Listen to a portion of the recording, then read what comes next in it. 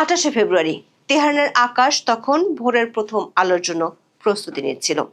এমন সময় কয়েক দশকের ছায়াযুদ্ধ এবং ভূ রাজনৈতিক উত্তেজনার অবসান ঘটিয়ে মধ্যপ্রাচ্য এক নজিরবিহীন সরাসরি যুদ্ধের সাক্ষী হয়। মার্কিন যুক্তরাষ্ট্র এবং ইসরায়েল যৌথভাবে ইরানের উপর শুরু করে এক বিশাল সামরিক অভিযান, যার কোড নেম দেওয়া হয় অপারেশন এপিক ফিউরি। তেহরান থেকে ইস্পাহান, তাবরিজ থেকে সিরাজ, ইরানের অন্তত 20টি প্রদেশে একযোগে শুরু হয় বিমান হামলা এবং ক্রুজ মিসাইল বর্ষণ। এর কয়েক ঘন্টার মধ্যেই তেহরান তার সর্বশক্তি দিয়ে পাল্টা আঘাত হানে ইসরায়েল এবং পারস্য উপসাগরীয় অঞ্চলে অবস্থিত মার্কিন সামরিক ঘাঁটিগুলোর উপর। এই সংঘাত কেবল দুটি দেশের মধ্যে সীমাবদ্ধ থাকেনি, এটি মুহূর্তের মধ্যে বাহরাইন, কাতার, সংযুক্ত আরব আমিরাত, কুয়েত এবং জর্ডানের আকাশ সীমাকেও রণক্ষেত্রে পরিণত করেছে। ইরানের পাশে নেই আরব দেশগুলো। চীন, রাশিয়ার মতো দীর্ঘদিনের মিত্ররা দায় সারছে শুধু বিবৃতি দিয়ে। ডোনাল্ড ট্রাম্প সরাসরি খামেনি রেজিম উৎখাতের ঘোষণা দিয়েছেন। মধ্যপ্রাচ্য এবং আরব অঞ্চলে গত কয়েক বছরের নানান সমীকরণে একলা হয়ে পড়া ইরানি শাসক গোষ্ঠীর সামনে এখন অপশন খুবই সামান্য। সেই সঙ্গে দেশের অভ্যন্তরে রেজিম বিরোধী ব্যাপক জনক্ষোভ পরিস্থিতি আরও জটিল করে তুলেছে। বিশ্লেষকরা আশঙ্কা করছেন, কয়েক মাস ধরে ইরানকে ঘিরে যুক্তরাষ্ট্রের বিলিয়ন ডলারের রণসজ্জা শেষ পরিণত হয়তো ঘটবে আয়াতুল্লাহ আল খামেনির পতনের মধ্য দিয়ে। তার জায়গায় আসবেন পশ্চিমা বিশ্বের মনোনীত কোনো শাসক। প্রশ্ন হলো, এই সমীকরণে কি বদলে যাচ্ছে মধ্যপ্রাচ্য তথা বিশ্ব রাজনীতি? মধ্যপ্রাচ্যের গত এক দশকের ঘটনা প্রবাহ পর্যবেক্ষণ করলে দেখা যায়, আজকের এই দিনটি কেবল একটি যুদ্ধের শুরু নয়, বরং এটি সমগ্র মধ্যপ্রাচ্যের মানচিত্র এবং ক্ষমতার ভারসাম্য পুনর্নির্ধারণের একটি মহালগ্ন। বিস্তারিত জানতে চলুন যাওয়া যাক বিশ্লেষণে।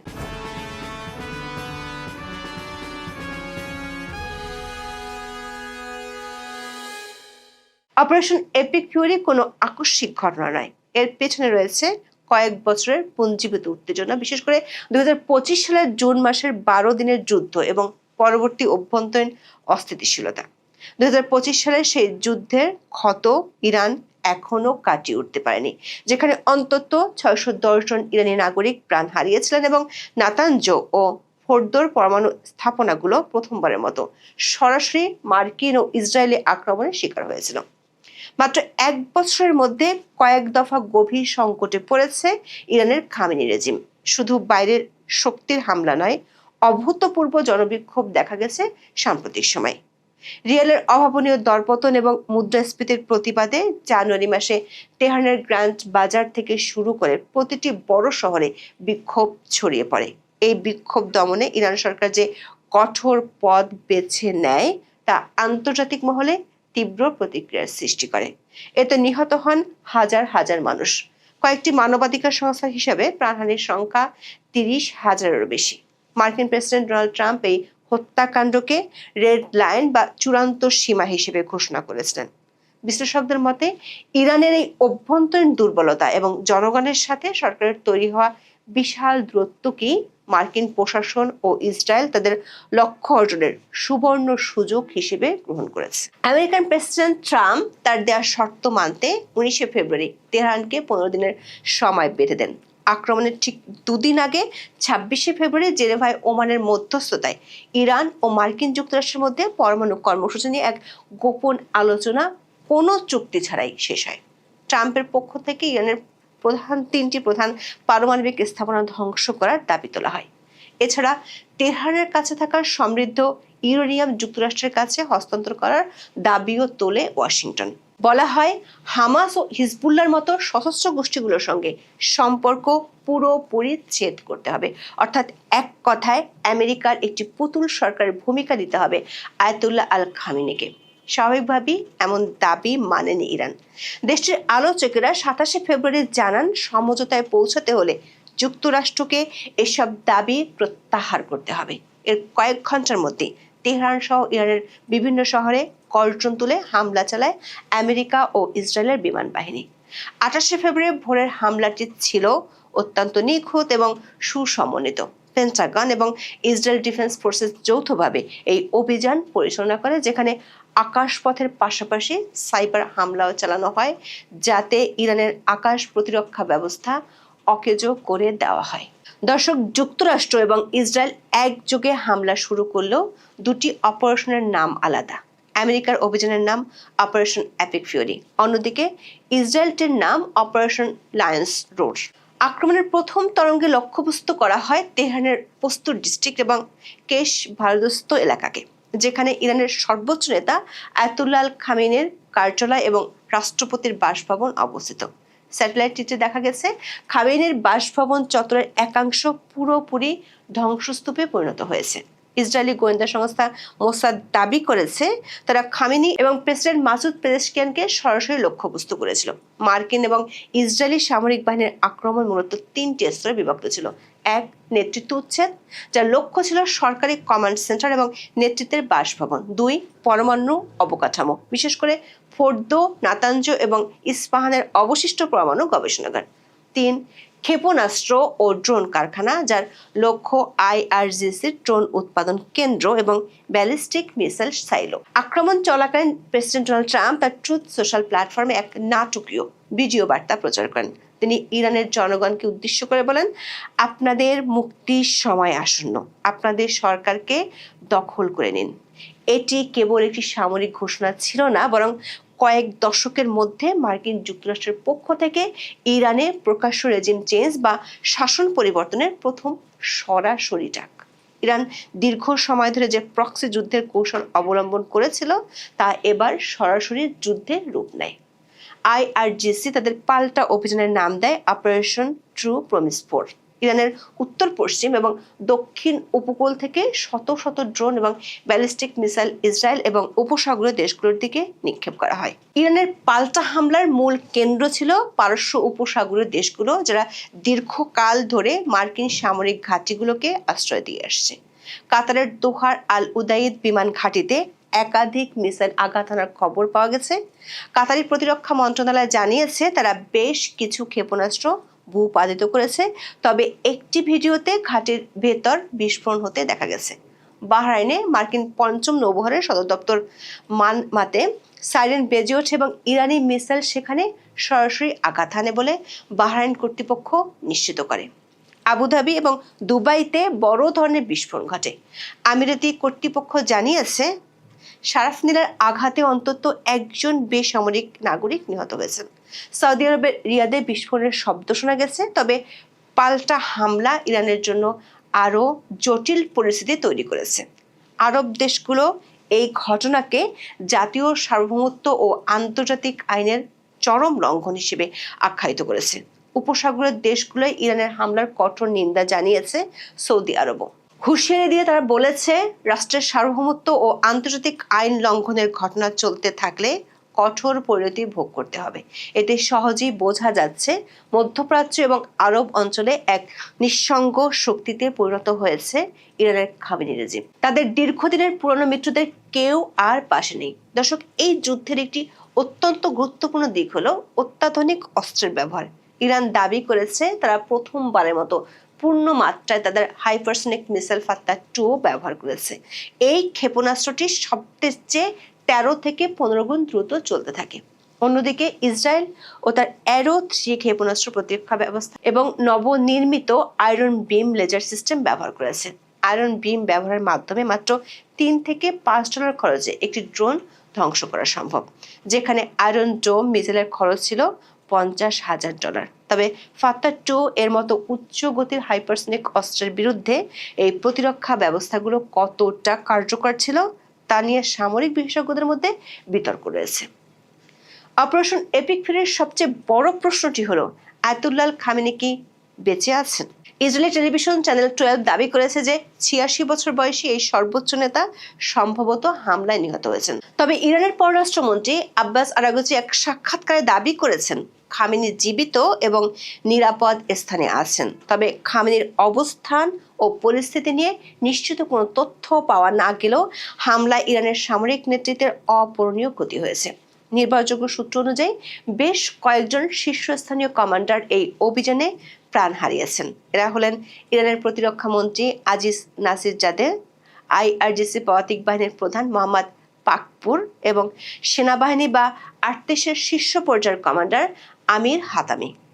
এই নেতৃত্ব শূন্যতা ইরানের সামরিক প্রতিক্রিয়ার চেইন অব কমান্ডকে ক্ষতিগ্রস্ত করতে পারে। যদি খামেনির মৃত্যু নিশ্চিত হয়, তবে উত্তরাধিকারী হিসেবে তার ছেলে মোস্তফা খামেনির নাম আগে থেকে আলোচিত হলেও বর্তমান বিশৃঙ্খল পরিস্থিতিতে আইআরজিসি সরাসরি ক্ষমতা দখল করতে পারে অথবা দেশ এক ভয়াবহ গৃহযুদ্ধের দিকে ধাবিত হতে পারে। ইরানের উপর যখন বাইরে থেকে বোমা বর্ষণ হচ্ছে, তখন দেশটির ভিতর এক অন্যরকম যুদ্ধের সূচনা হয়েছে। জানুয়ারি মাসের নির্মম হত্যাকাণ্ডের পর থেকে সাধারণ মানুষের মধ্যে ক্ষোভ ছিল চরমে। নির্বাসিত রেজা পাহলভি এই সুযোগকে কাজে লাগিয়ে সিংহ ও সূর্য বিপ্লব সফল করার ডাক দিয়েছেন। পাহলভি মিউনিখ নিরাপত্তা সম্মেলনে তার ভাষণে বলেছিলেন, ইসলামী প্রজাতন্ত্রকে শেষ করার সময় এসেছে। 28 ফেব্রুয়ারি আক্রমণের পরপরই তিনি ইরানি নিরাপত্তা বাহিনীর সদস্যদের প্রতি আহ্বান জানান যেন তারা খামেনির ডুবন্ত জাহাজ ত্যাগ করে জনগণের পাশে দাঁড়ায়। তার এই আহ্বান এবং ট্রাম্পের প্রকাশ্য সমর্থন ইরানি জনগণের একটি বড় অংশকে সাহস জুগিয়েছে। তেহরানের রাজপথে বিক্ষোভকারীদের ডিক্টেটর বা খামেনির মৃত্যু কামনা করে স্লোগান দিতে দেখা গেছে, এমনকি যুদ্ধ চলাকালীন অবস্থাতেও। মধ্যপ্রাচ্যের ভূ রাজনীতিতে দীর্ঘকাল ধরে একটি অলিখিত নিয়ম ছিল, কোনো আরব দেশ সরাসরি ইসরায়েল আমেরিকার পক্ষে ইরানের বিরুদ্ধে দাঁড়াবে না। কিন্তু 2026 সালের এই যুদ্ধে সেই সমীকরণ বদলে দিয়েছে। 2023 সালে চীনের মধ্যস্থতায় যে সৌদি ইরান সম্পর্ক উন্নয়নের উদ্যোগ নেওয়া হয়েছিল, তা এখন পুরোপুরি ধসে পড়েছে।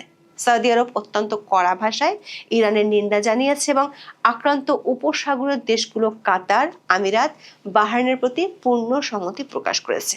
তারা একে ইরানি আগ্রাসন হিসেবে চিহ্নিত করেছে। বাহরাইন এবং আমিরাত সাফ জানিয়ে দিয়েছে, তাদের ভূখণ্ডে ইরানের হামলার জবাব দেওয়ার পূর্ণ অধিকার তাদের রয়েছে। এই আঞ্চলিক জোট ইরানকে একটি বিচ্ছিন্নতার অক্ষে বা এক্সিস অফ আইসোলেশনে বন্দী করে ফেলেছে, যেখানে ইরান আশা করেছিল ইসরায়েলি আক্রমণের মুখে তারা মুসলিম বিশ্বের সহানুভূতি পাবে। সেখানে বাস্তবতা হলো আরব দেশগুলোই এখন ইরানের শাসনের পরিবর্তন চাইছে। দর্শক, মধ্যপ্রাচ্যের যে কোনো সংঘাতের প্রথম শিকার হয় বিশ্ব অর্থনীতি। 28 ফেব্রুয়ারি সংঘাত শুরুর কয়েক ঘন্টার মধ্যেই ব্রেন্ট ক্রুড অয়েলের দাম ব্যারেল প্রতি $73 উঠে যায়। বিশেষজ্ঞরা সতর্ক করেছেন, এটি কেবল শুরু। যদি ইরান তার চিরাচরিত হুমকি অনুযায়ী হরমুজ প্রণালী বন্ধ করে দেয়, তবে বিশ্বে তেলের বাজার এক মহাপ্রলয়ের সম্মুখীন হবে। ইরান যদি মাত্র একদিনের জন্য এই প্রণালী বন্ধ করে, তবে তেলের দাম $120 থেকে $150 পৌঁছাতে পারে। এছাড়া যুদ্ধের কারণে বিমা খরচ এবং ট্যাঙ্কার পরিচালনার খরচ আকাশচুম্বী হবে, যা প্রতিটি পণ্য ও সেবার দাম বাড়িয়ে দেবে। সৌদি আরব এবং আমিরাতের পাইপলাইনগুলো কিছুটা তেল বাইরে পাঠাতে পারলেও তারা হরমুজের বিকল্প হওয়ার জন্য যথেষ্ট নয়। ইরান দীর্ঘকাল ধরে রাশিয়া এবং চীনের সাথে তার কৌশলগত সম্পর্ককে ঢাল হিসেবে ব্যবহার করে এসেছে, কিন্তু অপারেশন এপিক ফিউরি শুরুর পর দেখা যাচ্ছে মস্কো এবং বেইজিং অনেকটা সতর্ক অবস্থান নিয়েছে। রাশিয়া বর্তমানে ইউক্রেন যুদ্ধের কারণে নিজে সংকটে রয়েছে। যদিও তারা ইরানকে অত্যাধুনিক আকাশ প্রতিরক্ষা প্রযুক্তিতে সহায়তা করেছে, তবে বর্তমানে সরাসরি যুদ্ধে তারা মার্কিন যুক্তরাষ্ট্রের সাথে সরাসরি সংঘাতে জড়ানোর কোনো আগ্রহ দেখায়নি। চীন ইরানের তেলের সবচেয়ে বড় ক্রেতা হলেও তারা তাদের মধ্যপ্রাচ্যের বিনিয়োগ এবং বিশ্ব অর্থনীতিকে অস্থিতিশীল করতে চায় না। ওয়াল স্ট্রিট জার্নালের বিশ্লেষণে বলা হয়েছে, রাশিয়া ও চীনের কাছে ইরানের গুরুত্ব কেবল একটি ভূ রাজনৈতিক গুটি হিসেবে, কিন্তু তারা ইরানের জন্য যুদ্ধে যাওয়ার কোনো প্রতিশ্রুতি দেয়নি। প্রশ্ন হলো, কি হবে এই সংঘাতের পরিণতি? অপারেশন এপিক ফিউরি বা ট্রু প্রমিস 4 এর মাধ্যমে মধ্যপ্রাচ্য পয়েন্ট অফ নো রিটার্ন বা ফেরার পথহীন মোহনায় দাঁড়িয়েছে। এই সংঘাতের পরিণতি নিয়ে 3টি সম্ভাব্য দৃশ্যপট কল্পনা করা যায়। প্রথমত, শাসন পরিবর্তন এবং গণতান্ত্রিক উত্তরণ। যদি খামেনির মৃত্যু নিশ্চিত হয় এবং আইআরজিসির উপর হামলা অব্যাহত থাকে, তবে অভ্যন্তরীণ বিদ্রোহের মাধ্যমে ইরানের বর্তমান শাসনের পতন ঘটতে পারে। রেজা পাহলভির নেতৃত্বে একটি অন্তর্বর্তীকালীন সরকার গঠন হতে পারে, যা মধ্যপ্রাচ্যের দীর্ঘদিনের শিয়া সুন্নি দ্বন্দ্বের অবসান ঘটাতে সক্ষম হবে। দ্বিতীয়ত, আঞ্চলিক মহাযুদ্ধ বাড়তে পারে। ইরান যদি তার সর্বশক্তি দিয়ে এবং লেবাননের হিজবুল্লাহ ও ইয়েমেনের হুথিদের ব্যবহার করে পূর্ণ মাত্রায় যুদ্ধ চালিয়ে যায়, তবে এটি কেবল মধ্যপ্রাচ্য নয় বরং বৈশ্বিক শক্তিসমূহকেও টেনে আনতে পারে। সেক্ষেত্রে বিশ্ব অর্থনীতি এক দীর্ঘস্থায়ী মন্দার কবলে পড়বে। সবশেষ, ইসরায়েল আমেরিকার কৌশলগত বিজয় ও পিছু হটা। মার্কিন যুক্তরাষ্ট্র যদি ইরানের পরমাণু অবকাঠামো এবং নেতৃত্বের মূল অংশ ধ্বংস করতে সক্ষম হয়, তবে তারা শাসনের সম্পূর্ণ পরিবর্তন না ঘটেও এক পর্যায়ে পিছু হতে পারে। তবে ট্রাম্পের ম্যাক্সিমাম প্রেসার 2.0 নীতি অনুযায়ী তারা এবার ইরানের শাসনের পরিবর্তন না হওয়া পর্যন্ত শান্ত হবে না বলেই মনে হচ্ছে। দর্শক, আমাদের বিশ্লেষণ হলো 2026 সালের এই 28শে ফেব্রুয়ারি মধ্যপ্রাচ্যের জন্য একটি নতুন শূন্য বছর। যে ইসলামী প্রজাতন্ত্র 1979 সালে এক বিপ্লবের মাধ্যমে জন্ম নিয়েছিল, 2026 সালের এই মহাপ্রলয় হয়তো তার পরিসমাপ্তির বার্তা বহন করছে।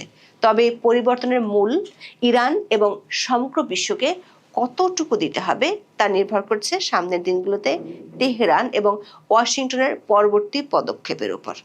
মধ্যপ্রাচ্যের মানচিত্র হয়তো একই থাকবে, কিন্তু তার ভিতরের চালিকার শক্তিগুলো চিরতরে বদলে যেতে শুরু করেছে।